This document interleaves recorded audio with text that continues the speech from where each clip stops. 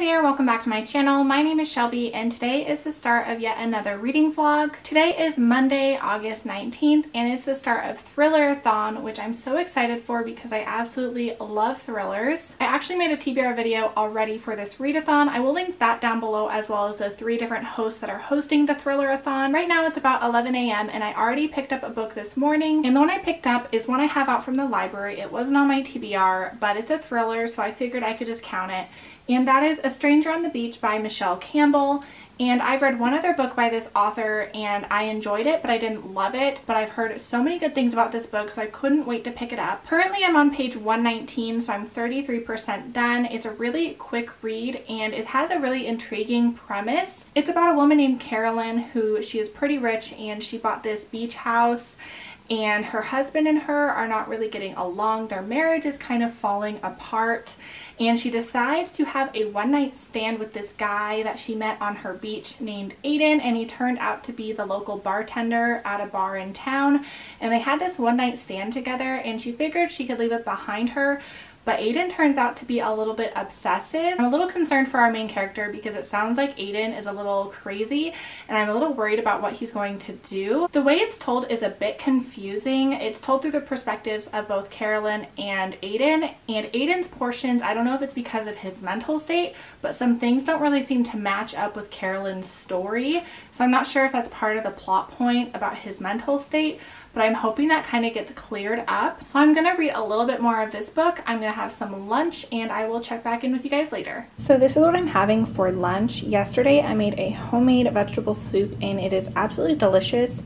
It has vegetable broth, and then for all the different veggies I used green beans, tomatoes, carrots, peas, corn, celery, onion, maybe a couple of others, I can't remember. And I also added rotini noodles and potatoes just to make it a little bit more hearty. So it's now 2:30 and I just finished A Stranger on the Beach by Michelle Campbell. This was a really fast read. It only took me a couple of hours to get through, and it was pretty page turning, but for a lot of the book I was pretty confused. I'm not really sure how I feel about this. Like I was saying last clip, basically it is about a woman who has a one-night stand with someone who is now stalking her, and it's really affecting her life and her marriage. And I was pretty confused by the 2 different perspectives of the 2 main characters. And like I said, it got cleared up, but it did keep me in confusion for most of the novel. And this is definitely a story of you can't trust a stranger and you don't know if it is the main woman who you can trust or the man. And they both seem to be mentally just not quite there. And I did like that aspect, so you don't know who is right and who is wrong. I don't really know yet what I'm going to rate it. I'm thinking somewhere between 3 and 3.5 stars. For me, it was kind of just run-of-the-mill, but I did enjoy this one. So I'm going to take that book back to the library along with some others that I have at my house. I'm going to go get some coffee. I will pick another book and I will come back and update you guys later. So I'm back to show you guys my dinner again. I mentioned in my last vlog that we love to eat Mexican-inspired meals, and I am back with yet another one. We are doing Fiesta stuffed peppers. So you have 4 peppers, you cut them in half, deseed them, take out the stem. You brown up 1 pound of ground beef and add your taco seasoning. I just use the old El Paso type. And then for the filling, you do 1 cup of cheese, a 16-ounce jar of salsa, a can of black beans rinsed and drained, a bag of brown rice. They requested this type. I've never had it before. It's just the ready rice, so you make it in your microwave. And I figured that would just save some time. And then you do 1 cup of frozen corn. This is like a 14-ounce bag, so I'll just use 1 cup. You mix it all together, stuff it in the peppers, and then top it with cheese. Bake it at 350 for half an hour. I will show you it right before I pop it in the oven. So this is how the peppers look prior to putting them in the oven. It made so much filling. I have like half of it left. So if you do end up making this, it's my first time making it, you could either double the peppers, so do 8 peppers instead of 4, or what I'm gonna do is I'm gonna take a small 9x9 baking dish and I'm going to put all this filling in there and top it with cheese and just make some kind of casserole out of it, maybe put some tortillas on it. I'll show you what this looks like after I bake it for half an hour. So these are what the peppers look like once they are cooked. I topped mine with Cholula, which is my favorite hot sauce. I'm gonna dive in and I'll let you know how I liked it once I do my next reading update. So it's about 2 o'clock on Tuesday. It is day number 2 of Thrillerathon. I did not have a chance to update you guys last night. By the time I could have, Avery went to bed, and so I kind of just took the rest of the night to myself. But I said I would update you guys on the recipe that I made last night of these stuffed peppers, and I did enjoy it. I kind of wish instead of doing stuffed peppers, I had cut up the bell pepper and put it into the mixture and made a casserole out of it. I think I would have liked that better, but it did taste really good, so I will leave the link to the Pinterest down below. Last night I did pick up another book, and I did finish it just a little while ago, and that is an arc of Now You See Me by Chris McGeorge. This is his sophomore novel, and it comes out on September 3rd. His first book, Guess Who, I believe is a locked room mystery, which I love, and the tagline of this book made me believe that it was also a locked room mystery, but that is a little bit misleading. It is about 6 people who go into a tunnel on a canal in a boat, and only one person comes out, and the remaining 5 people are missing. So this guy who is the only one remaining is named Matthew, and he's basically put in prison being accused of murdering his friends. Now it's a few months later, and we're following this author named Robin, and he used to be a journalist and now he is an author. He wrote a book called Without You, I think is the name, and his wife went missing 3 years ago, and he hasn't been able to find her, and now he's written a book about it. He gets a call out of the blue from Matthew from prison. He claims he has spoken to Robin's missing wife. Robin kind of gets dragged into figuring out what happened to the remainder of Matthew's friends and trying to prove him innocent. So he goes to the town where everything happened and all the friends went missing, and he starts to investigate what happened, and of course it kind of goes from there. And this one to me was a little bit of a train wreck. I didn't love his writing style. I was really bored for most of the book, and I wish we saw a little bit more of what happened in the tunnel. That to me would have been a lot more interesting, and a lot of the things that happened just seemed a little ridiculous and unrealistic. So I ended up giving this one 2.5 stars, which I'm so bummed about.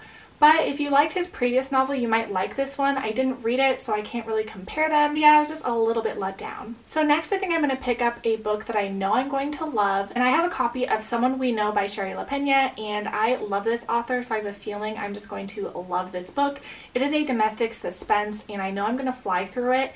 I'm doing a read-in for the Weeby Book In Book Club for a few hours this afternoon, so it'll be the perfect time to get some reading in. Avery is currently taking a nap, so I just cannot wait to get to Someone We Know. I think it's going to be amazing. So I will come back and update you guys later once I make a little bit more progress. Okay, so it's several hours later. It's now a little after 7 p.m. and I did make a dent in Someone We Know by Shari LaPena, and I'm really liking it so far. Like I was saying earlier, it is a domestic thriller, and it starts off with a woman being murdered, and then subsequently right after, a man reports that his wife is missing. Then we jump forward a couple of weeks and we follow this woman named Olivia who sees some texts on her son's cell phone, and it turns out he's been breaking into their neighbors' houses and snooping in their houses and on their computers, and she's kind of dealing with the repercussions of that and feeling really guilty for her son being kind of a hoodlum. We're also following the guy whose wife disappeared and her body is found and she is murdered, and so we're wondering if these two things have anything to do with each other. We know they're neighbors, and this guy's house is one of them that the son broke into. So definitely a lot of drama so far. I love her easy writing style. It's just so quick to get through. Currently I'm about 100 pages in, so I'm about a third of the way through. So I'm going to try and read maybe another 100 pages tonight. So I'm going to just relax the rest of the evening, watch some Bachelor in Paradise, and I will come update you guys tomorrow. Okay, so it's day number 3 of Thrillerathon, and it's a little bit before noon, and earlier this morning I finished up my 3rd book, Someone We Know by Shari LaPena, and I ended up really liking this one. Like I was saying, it's a domestic thriller following a woman in a neighborhood that has been murdered, along with a teenage boy who's been sneaking into people's homes and snooping on their computers. And the two different storylines intersect. They all live on the same street, and I found it so good. I ended up giving it 4 stars. It was definitely consistent with her other books. It's just so easy to consume and a real page turner, and like I said, I really enjoyed it. So now I think I'm going to pick up The Woman in the Dark, and this one is a cross between a horror and a thriller, I think, from what I've been hearing from people. And Jacqueline over at Weeby Bookin' just recently read it and she really enjoyed it, so I'm so excited for it. So I'm just going to dive into this. I'm going to try and get maybe about a third of the way through before I come back and update you guys. So I will update you guys once I get some reading in. Okay, so it's a little bit before 6 p.m. and it has been quite the day, but I did make some progress in my book. I ended up picking up The Woman in the Dark by Vanessa Savage, and like I was saying earlier, this is a horror/thriller book. and I knew it was about kind of a haunted house, but that was basically all I knew about it. And so I ended up going into this blind. So far I'm enjoying it, even though it did have a pretty slow start and overall the tone is a little bit on the slower side. It's about this married couple named Sarah and Patrick, and they have 2 teenage kids.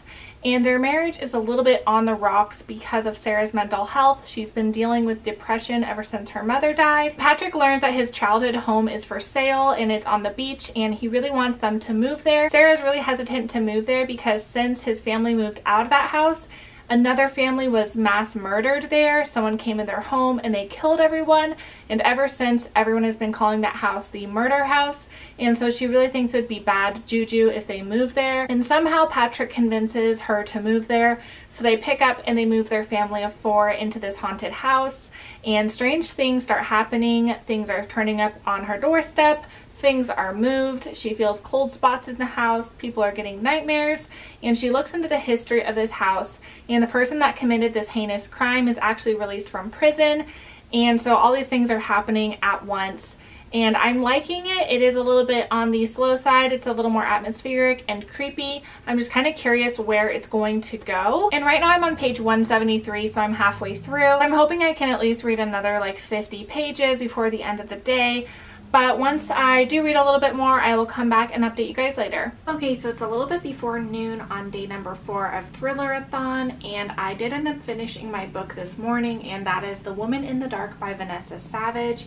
And the last time I checked in, I think I was about halfway through, and I told you guys what it was about and saying that I thought it was a little bit on the slow side. And luckily after the halfway mark, everything started to pick up a little bit more, and there was more twists and turns. What I really liked about this book was you were kept in suspense until the very end to discover whether or not there was a paranormal aspect. And to me, this was definitely more of a thriller than a horror book, but it was really atmospheric and really creepy, which I enjoyed. I just wish it had been a little bit more faster paced, and I ended up giving this one 3.5 stars. And then I ended up picking up my 5th book, and that is The Missing by C.L. Taylor. And I've read one other book by C.L. Taylor called Sleep, and I loved that book, so I was hoping I would like this one too. It's been on my shelves a really long time. And this one is about a family who their 15-year-old son named Billy went missing 6 months previously, and they have no idea what's happened to him, and the family is kind of left to pick up the pieces of life without Billy. And the mom cannot let it go, and she's really desperate to find where her son is, and she goes out and she passes out flyers and asks people if they've seen him. And that's kind of where we're at right now. It's causing a lot of marital strain on her and her husband's marriage. And I'm only about 130 pages into this, and there's a total of like 450 or something. It's a really big book, surprisingly. It's one of those floppy, thin-paged paperbacks, but the text is rather large, so it's going by quickly. But I'm hoping that I can at least get done another couple of 100 pages today. I don't know if I'll be able to finish it because it is such a high page count. But so far, I am not loving it. It is definitely really different from Sleep. The writing style, everything just seems different to me. And for 130 pages in, I'm not really invested yet. So I'm hoping some things happen that make me feel really invested in these characters and this story. So I'm going to have some lunch, do some more reading, and I will come back and update you guys later. So it's about 6 p.m. and I have made some progress in my book. I'm now about 300 pages into The Missing, so I have about 150 pages left to go. And it definitely has improved since the last time I updated you guys. Our main character Claire starts experiencing these spells of amnesia where she blacks out and has no idea what happens to her, and it's brought on by stress and trauma is what her therapist says. And so she's a little bit unreliable because she starts having these visions and you don't know if she's having memories or if her mind is just making up what's happening. There haven't been a lot of revelations in regard to her son's disappearance. I don't want to say too much because I don't want to give away any spoilers, but it is improving in my opinion. I'm still not loving it. For me right now, it's like a 3.5 star read, maybe closer to a 3 star. So I'm hoping that by the end, something just like shocks me or some revelation, it just knocks my socks off. So I'm gonna read a little bit more and I will update you guys at the end of the night. So it's about 10 p.m. I'm about to get ready for bed, edit this vlog, and go to sleep. And I did make some more progress in The Missing by C.L. Taylor. I'm now on page 383, so I have just about 100 pages left, and I probably could power through this tonight, but I think I'm just going to save it and read it in the morning. And we're still following the investigation to uncover what happened to this 15-year-old boy named Billy. And we're uncovering a lot of secrets in this family, among his friends. I didn't mention this earlier, but like I said, we are following the mother, but we're also following a second perspective, which is these chat room talks between these two people, but they're under some pseudonyms, so we don't know what their names are. They're anonymous online, but you can tell it's these two people that have been having a relationship, and you're kind of wondering who in the story this is about and when it took place. And they're basically sprinkled in between all the chapters, and I'm kind of curious where that is going to go. And I am starting to enjoy the book a lot more. We're seeing a lot less of these amnesia spells, so it's not as confusing. It's a little more straightforward. I'm really wanting to know what happened to Billy and what's happening in this family. So I'm very intrigued and I want to see how it wraps up. Definitely not a 5-star read for me unless I'm super shocked at the end, but definitely worth the read and I'm enjoying it so far. So I'm going to end this vlog here. I'm going to split this vlog into 2 parts. So I'm doing the first 4 days and then the second 4 days in a secondary vlog, just because my last reading vlog was really long, like close to 40 minutes. And that's just a little long. So I'm going to split it in 2 parts since it's an 8-day readathon. So I hope you guys enjoyed this vlog and I will see you for part 2.